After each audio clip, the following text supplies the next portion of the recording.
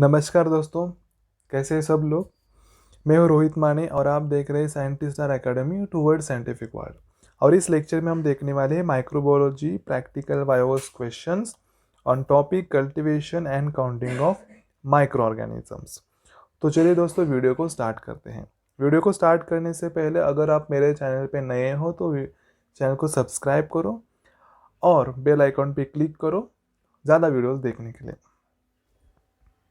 पहला क्वेश्चन है, what is pure culture. Pure culture मतलब क्या। प्योर कल्चर मतलब ऐसा कल्चर होता है जिसमें एक टाइप का माइक्रो ऑर्गेनिज्म प्रेजेंट होता है। फॉर एग्जाम्पल, सलाइन में इशर्शा कोला है, so it is known as a pure culture. What is mixed culture. Mixed culture मतलब क्या, ऐसा सस्पेंशन या फिर ऐसा कल्चर वहाँ पे एक से ज़्यादा माइक्रो ऑर्गेनिज्म प्रेजेंट होते हैं। फॉर एग्जाम्पल देखिए, दिस इज द सलाइन, और सलाइन में आपको इशर्शा कोलाई भी है, ई कोलाई भी है, राइट, स्टैफ ऑरियस भी है, राइट, बैसिलस भी है। तो लाइक एक से ज़्यादा अगर किसी सलाइन में या फिर सस्पेंशन में या फिर सोल्यूशन में माइक्रो ऑर्गेनिज्म प्रेजेंट होते हैं उसको बोलते हैं mixed culture. Which form of micro organisms found in the nature. जो माइक्रो ऑर्गेनिज्म है वो नेचर में हमें किस फॉर्म में मिलते हैं। हमें कॉम्प्लेक्स फॉर्म में मिलते हैं। सी, यहाँ पे माइक्रो ऑर्गेनिज्म के अगर फॉर्म देखे जाए तो जैसे कि यहाँ पे एक मिक्स्ड कल्चर है, मिक्स्ड, एंड दूसरा कौन सा है, प्योर कल्चर। ओके, कॉम्प्लेक्स का मतलब होता है मिक्स्ड, मिक्स्ड। और जो नेचर है, नेचर में मतलब देखो एयर है, राइट, वाटर है, सॉइल है, फूड है। ओके, यहाँ पे जो माइक्रो ऑर्गेनिज्म हमें मिलेंगे वो कौन से फॉर्म में मिलेंगे, मिक्स्ड फॉर्म में मिलेंगे। तो मिक्स्ड फॉर्म में से हमें उनको प्योर फॉर्म में लाना पड़ता है फॉर आवर रिसर्च स्टडी। इसीलिए जो माइक्रो ऑर्गेनिज्म हमें नेचर में मिलते हो कॉम्प्लेक्स फॉर्म में मिलते हैं। Which are common techniques use to determine the cell numbers. अभी देखो, माइक्रो ऑर्गेनिज्म मीडिया के ऊपर ग्रो करने के बाद उनका नंबर भी हमें काउंट करना पड़ता है। तो इसे उसको कैसे करेंगे। उसके लिए हम टोटल काउंट एक मेथड है जहाँ पे हम माइक्रो ऑर्गेनिज्म टोटल काउंट करते हैं। तो उसमें पेट्राफ हाउसिंग काउंटिंग चैम्बर यूज करते हैं, Breed smear method, electronic counting method is used. दूसरा है वायबल काउंट, जहाँ पे जो लाइव माइक्रो जिंदा माइक्रो ऑर्गेनिज्म होते हैं उनको भी काउंट किया जाता है। तो उसके लिए मेथड है plate count method, serial dilution method, membrane filter count, most viable number method and the spread plate method. Which are common techniques used to determine the cell numbers. Direct and indirect method is there. Direct में dry weight measurement, measurement of cell nitrogen weight, turbidimetric methods are used. Now see the dry weight measurement, this method is used for the fungi or fungal weight determination. What is streak plate method? The streak plate method is nothing but the inoculation of microbial culture to the surface of sterile agar plate and spreading it by an inoculating wire loop is called as streak plate method. Now see, in the streak plate method what we are going to do, this is a culture media plate, or we can say the media plate. Okay, now this is the culture, we can suspension. Okay, from the suspension we are going to spread this culture, or this culture we are going to spread on this media plate. Okay, so with the help of Necron wire loop. So with the help of what? Necron wire loop. So this is Necron wire loop. With the help of this Necron wire loop, we are going to spread or streak this culture on this media, and then we can streak like this. Okay, so this is what streak method is. CFU stands for what? So it stands for colony forming unit. What is the principle of direct microscopy method? Now see, direct microscopy method, it is a minute drop of culture is placed in a tiny shallow rectangular glass slide called a Neubauer slide. Now see, this is special slide accurately ruled into square that are 1:400 mm square in area. A suspension of unstained bacteria can be counted in the chamber using the phase contact microscope, and it is determined by using this formula: the total number of bacterial cells per mm3, number of cells counted into dilution divided by area counted into depth of fluid. These are some important points related to the microscopy. Now see the direct microscopy method. Here what we are going to do. So here actually one square slide is there. This is called a spatial slide, and this slide size is around 1:400 cube. Okay. Now here we have to keep minute drops in each and every corner. Okay. Then we have to determine the microbial count. Whatever the count is there, that we have to put in this formula and we have to determine. Okay. Explain the following terms. Microaerophiles. Now what are microaerophiles? So microaerophiles means the microorganism उनके लिए लो oxygen लगता है.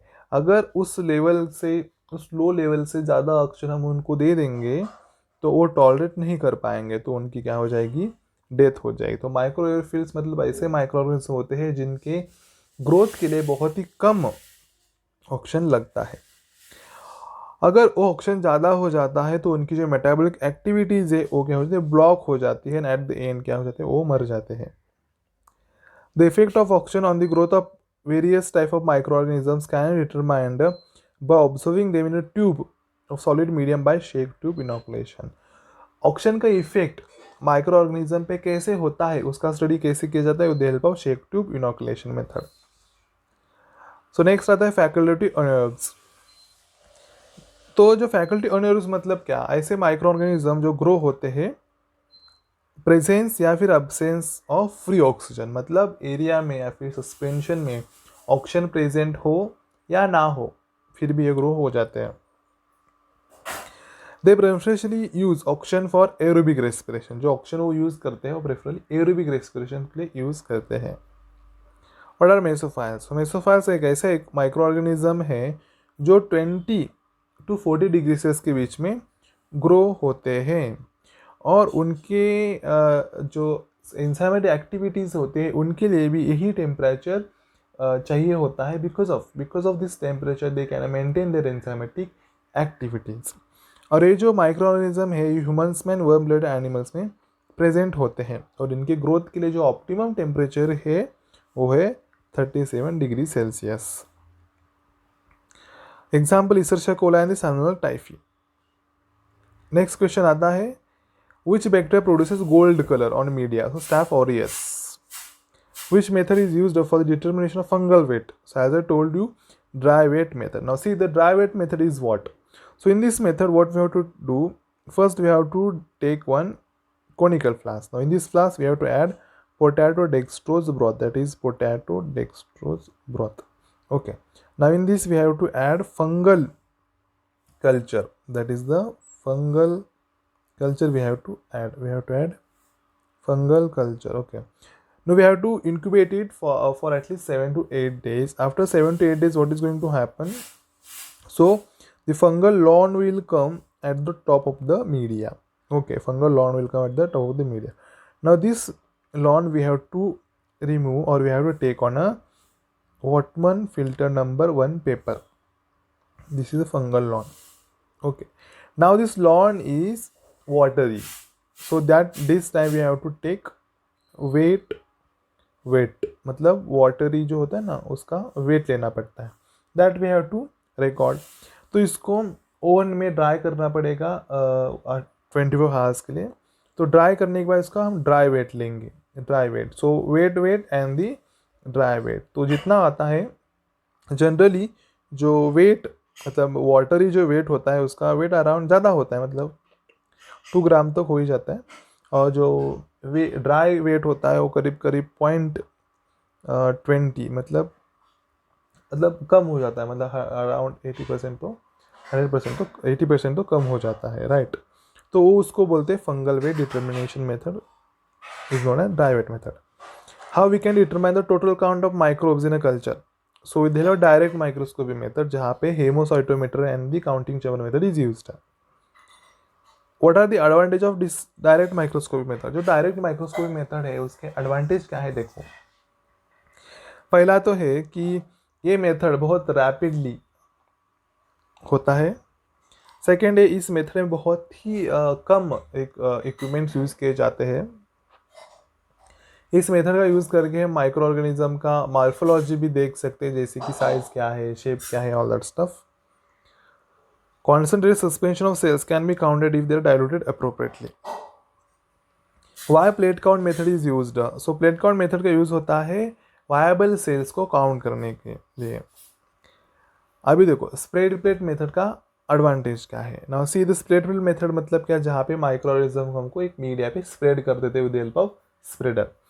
उसका पहला advantage है ये बहुत ही simple method है, और इस मेथड का use isolation of and purification of micro organism के लिए किया जाता है. और ये जो टेक्निक है कॉमनली टेक्निक यूज़ की जाती है फार्मास्यूटिकल इंडस्ट्रीज में टू आइसोलेट और to purify the microorganisms. और in this method only surface colonies are formed. और इस मेथड में क्या होता है, ओनली सरफेस कॉलोनीज फॉर्म होते हैं. What is optimum temperature for bacterial cell?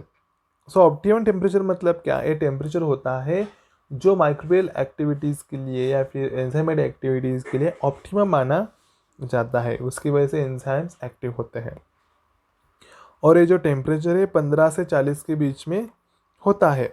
अगर देखो उसके बैक्टीरिया के लिए हम लोअर टेम्परेचर या फिर हायर टेम्परेचर दे प्रोवाइड करें, तो उसकी वजह से जो एंजाइमेटिक एक्टिविटीज़ है वो थम जाती है, क्योंकि वो इनहिबिट हो जाती है, और उसकी वजह से at the end microorganism inhibit हो जाता है. What is the optimum pH for bacterial activity? So 6 to 8 के रेंज में होता है. Best pH for bacterial activity 7 होता है. Now how to make isotonic environment for bacterial growth. Now देखो बैक्टीरियल ग्रोथ तो होती है, लेकिन उसकी ग्रोथ के लिए अगर आइसोटोनिक एनवायरनमेंट क्रिएट करना है तो कैसे करेंगे? सो उसके लिए हमें 0.5% NaCl ऐड करना पड़ेगा, तो उसकी वजह से आइसोटोनिक एनवायरनमेंट क्रिएट हो जाता है. थर्मोफाइल्स क्या है? थर्मोफाइल्स ऐसे माइक्रो ऑर्गेनिज्म होते हैं जो अच्छे से ग्रो होते हैं in between 40 to 80 degree Celsius. उनके दो प्रकार हैं, facultative thermophiles and obligate thermophiles. Example thermos aquaticus. Now see thermos aquaticus ऐसा बैक्टीरिया जिसके पास से हम टाक पॉलीमरेज एंजाइम प्यूरिफाई कर पाते हैं, और ये एंजाइम हम PCR रिएक्शन में यूज करते हैं as a thermophilic microorganism for the amplification of sequences. Why NaCl is used in the media? So NaCl is used in the media to mention the pH and buffering activity. What pH is required for the fungal growth? So it is 4 to 6 because it creates acidic environment, and next thing it requires higher sugar concentration for the growth. What is the base pH for E. coli? So it is 7. What is the base pH for Thiobacillus thiazidans? It is 3. What are aerobic microorganisms? So aerobic microorganism मतलब क्या, जो grow होते हैं सिर्फ high level of oxygen में. अगर वो high level बहुत थोड़ा सा भी कम हो जाए तो ग्रो नहीं हो पाएंगे, क्योंकि उनकी जो एंजाइमेटिक एक्टिविटीज़ होती है वो एक्टिव होती है at high level. Which media is used for the growth of anaerobic microorganisms? So it is fluid thioglycolate medium. Which media method is used for the growth of anaerobic microorganisms? So anaerobic candle jar method is used. Now, why lighted candle is placed inside a large airtight container in a candle jar method? देखो जो candle jar method है वो use करते किसके लिए? Anaerobic micro organism grow करने के लिए. ओके, लेकिन इस कैंडल जार मेथड में लाइटेड एयर टाइट कंटेनर में लाइटेड कैंडल क्यों रखते हैं?